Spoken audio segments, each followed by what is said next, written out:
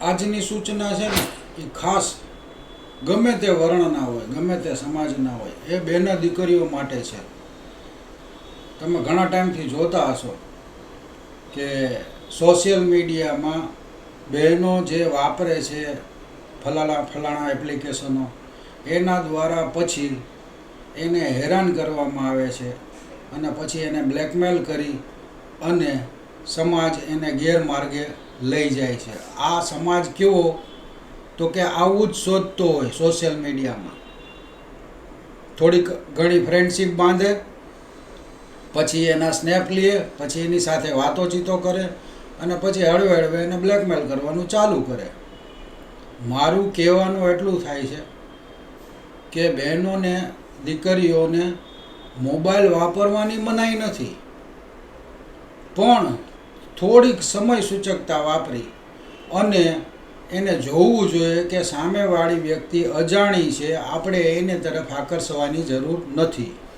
બીજું, માની લ્યો જાણીતી છે, કોઈ ફ્રેન્ડ હોય, કોઈ નજીકનું સગું હોય, તો પણ એની તાસીર કેવી છે, એનું બેકગ્રાઉન્ડ કેવું છે, એના હાવભાવ કેવા છે, એનું ચાલચલન કેવું છે, એ જોઈને પછી એની સાથે ફ્રેન્ડ રિક્વેસ્ટ મોકલવી. નહીંતર સગાવાલામાંય આવું જ થાય છે, ભરમાવે છે, પછી દીકરીઓને, બહેનોને છેતરે છે, પછી બ્લેકમેલ કરે છે.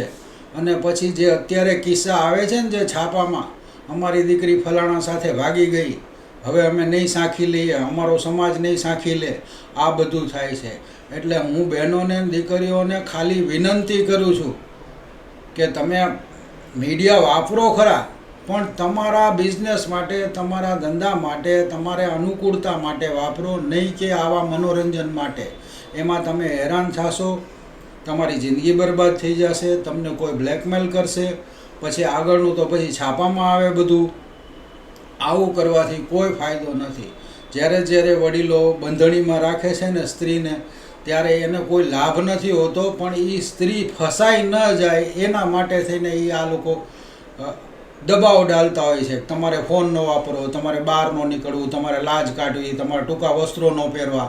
આ બધું વડીલો શું કામ કહે છે કે તમે બરાબર છે, ફ્રેન્ક છો બી, પણ સામેનાની નજર ક્યાં એવી છે, એ તમને કઈ નજરથી ભાડે છે. બાપ દીકરી જાતા હોય તો માણસ અત્યારે છે ને સાખી નથી લેતો, એના મનમાં 1000 વિચાર આવે છે. ભાઈ બહેન સાથે જાતા હોય તોય માણસ અત્યારે જુદું જુદું વિચારે છે. આપણા કપાળ ઉપર લખ્યું નથી કે આપણે બેનને લઈને જાય છીએ. આવું થાય છે. અને જ્યારે ટૂંકા વસ્ત્રો, આવી મીડિયા વાપરવાની ઘેલછા, બજારમાં સ્કૂટરો લઈને બેફામ ફરવું, આ બધું સ્ત્રી માટે થોડુંક હાનિકારક છે. જો સ્ત્રી ચતુર હોય ને, હોશિયાર હોય, તો આ બધું દરગુજર છે. પણ એવું નથી થતું. મોટે ભાગે અત્યારે સ્ત્રીઓ ફસાય છે, અને આ ફસાવાનું કારણ માત્ર આ સોશિયલ મીડિયા છે. ટૂંકા વસ્ત્રો તો ઠીક, હવે સમજ્યા કે ભાઈ હાલો એવું ફંક્શન છે કે બેનપણીઓની ત્યાં જાય છે ને ત્યાં ઇન્ડોર જ મીટિંગ છે, એટલે કોઈ વાંધો નથી. પણ બારે ટૂંકા વસ્ત્રો પહેરીને જવું ને એ હિતાવહ નથી. અને મને તો અમારા સમાજનું એવું થાય છે કે લાજ આ નીકળી ગઈ ને તેથી હાવ મનમાંથી લાજ નીકળી ગઈ છે. બૈરાઓ કોઈની લાજ રાખતા નથી, બોલવામાં એવા થઈ ગયા છે. પછી અંતે પસ્તાય છે. કુટુંબમાં આવો કિસ્સો થાય ને એટલે એકાબીજા વાતો કરે છે. આવું ન થવું જોઈએ. શું કામે? સંસ્કાર ઘરમાંથી આવે છે. કોઈ પારકો માણસ સંસ્કાર દેવાનો નથી. પારકો માણસ તો હંમેશા છેતરવાની અણીએ જ બેઠો હોય છે. એટલે જ્યારે બહેનોને, દીકરીઓને જરાક અજુગતું લાગે તો ત્યાંથી અટકી જવું. સોશિયલ મીડિયા તમારા અનુકૂળતા માટે છે, તમારા કાર્યશૈલી માટે છે, નહીં કે કોઈની સાથે ફ્રેન્ડશીપ કરવાનું, કે નહીં કોઈ એવા સંબંધો રાખવાનું. અંતે પસ્તાવું એવું થાય એના કરતાં અગાઉ ચેતવણી રાખવી સારી. હું તો કહું છું, વડીલોએ ઘણા ઠપકો આપતા હોય છે બહેનોને અને દીકરીઓને. ઘણી બહેનો દીકરીઓને ગમતું નથી હોતું, પણ આ છાપાના કિસ્સાઓ જોઈ અને તમારે થોડુંક મગજમાં લાવવું જોઈએ કે ભાઈ આ લોકો આપણી સારી ઓલીએ આ વાત કરે છે, નહીં કે દબાવ માટે, કે નહીં તમને ઘરના ઘર ગોખલા કરી દેવા માટે. આ બધું છે ને ખરેખર પહેલેથી છે, પણ આ બધા અત્યારે એમ કે ને મોડર્ન લાઈફમાં કાંઈ નથી.